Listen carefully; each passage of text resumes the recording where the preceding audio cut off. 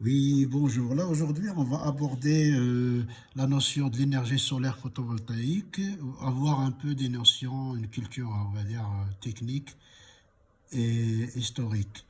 Donc, c'est la transformation de l'énergie lumineuse du soleil en énergie électrique. Alors, comment transforme-t-on la lumière en électricité? C'est ce qu'on appelle l'effet photoélectrique. D'accord?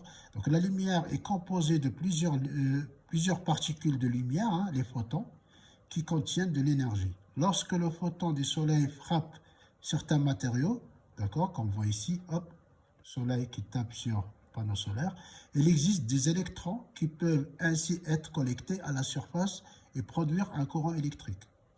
Alors, est-ce que cela fonctionne quand le ciel est nuageux, dans les pays froids par exemple? Oui, ce n'est pas parce qu'on ne voit pas le soleil ou qu'il fait froid que le panneau photovoltaïque ne fonctionne pas. C'est la lumière solaire directe et le rayonnement diffus qui l'active, pas la chaleur. Plus la luminosité extérieure est forte, plus le panneau produit de l'électricité.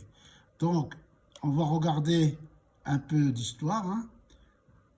Donc, Antoine César Becquerel, né le 7 mars 1788 dans l'Orléanais, dans le centre de la France, est mort le 18 janvier 1878 à Paris, pardon, physicien français.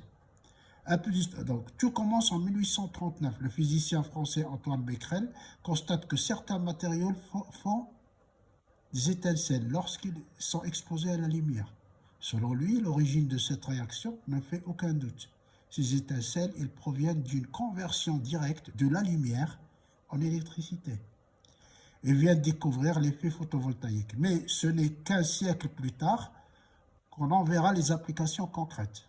Donc les premiers panneaux photovoltaïques sont en effet utilisés à partir de 1959. Ils servent d'abord dans l'industrie spatiale. D'ailleurs, on voit hein, dans les satellites, tout ça, il y a beaucoup de panneaux solaires hein, autour. Ils permettent aux satellites de produire leur propre énergie dans l'espace. Donc maison, la première maison expérimentale alimentée par les panneaux photovoltaïques date de 1973. Puis dans les années 80, on voit ça dans les montres, les calculatrices, les balises radio, etc. D'accord? Donc l'énergie solaire se généralise au milieu des années 1990. L'Allemagne et le Japon lancent des programmes d'installation photovoltaïque. Ok. Depuis le début des années 2000, l'énergie photovoltaïque a entamé son développement dans de nombreux pays. Merci de votre attention et à bientôt.